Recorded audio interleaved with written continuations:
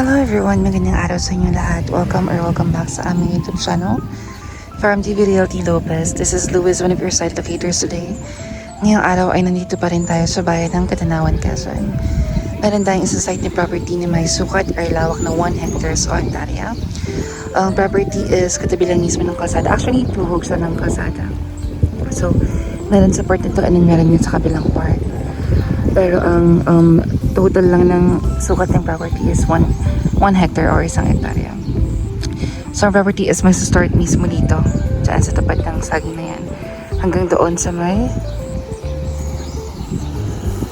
wait lang. So may nakikita nyo parang white na yun, hanggang doon ang property natin. Okay, so ang property is 200 shaft per square meter. 200 pesos per square meter. Ayan.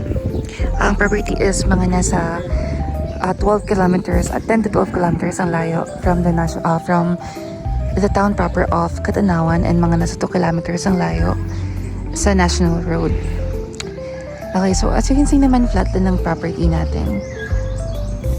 Ayan, ang puno ng nyog is mga nasa... Oh, I forgot. Wait lang, tatanungin ko lang yung kasama. Puno ng nyog.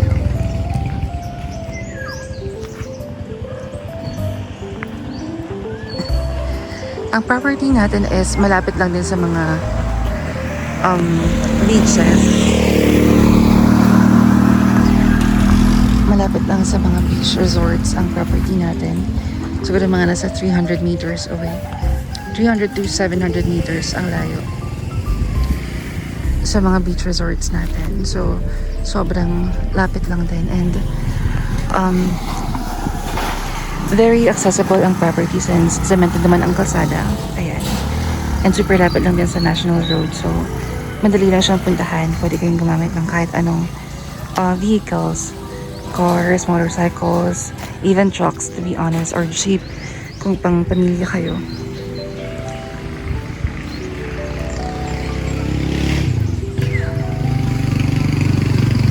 Yan, may mga puno rin ng mangga. Nel, ulit yung puno ng nyog. Nel, ilan ulit yung nyog? Yung nyog. 1,000 square meters lang dito. Okay guys, so sa part ito is mga nasa 1,000 square meters lang daw. And then sa kabilang part naman is 9,000 square meters. Paano yung mga bahay?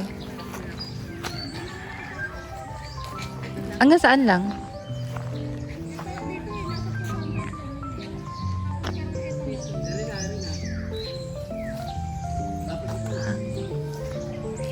Konti lang dito, tsaka dito. Wala kasama may bahay. Pero isang hektarya to, diba? Oo. Kasama yun. Kaya nilote-lote na lang. Nilote-lote.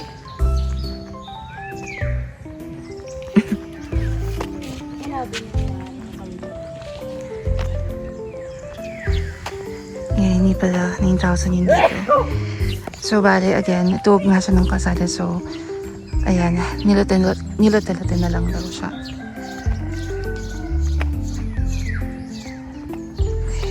Yung mga bahay na yan, hindi kasama yan. Ayan, hanggang dito yung property. Hanggang dyan sa may parang puting bahangin na yan.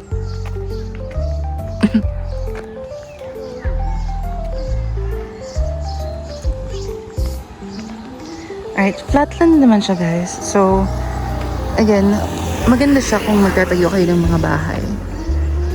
You know, na malalapit lang sa mga beach resorts. Kung mahilig kayo sa mga beach, ayan, maganda tong site ng property. Maganda yung pinaka-location niya. Malapit lang din naman sa bayan, mga 10 to 12 kilometers lang din ang layo. Okay. Yeah, so there are not much naman din to show you guys. Napahapyawan lang din natin kahit paano. Ang puno ng nyug dito is mga nasa ano daw, more or less 200. Yeah, not much actually.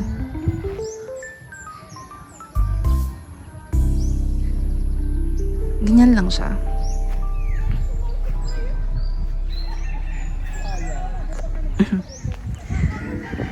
Okay guys, again, this is 200 per square meter.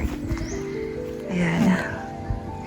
Banggit na rin natin yung price ng property para may idea naman kayo kung magkano. Okay. Alright guys, again, if you have any questions, any inquiries, please do not hesitate to give us a call through the phone numbers on the upper right side of the video.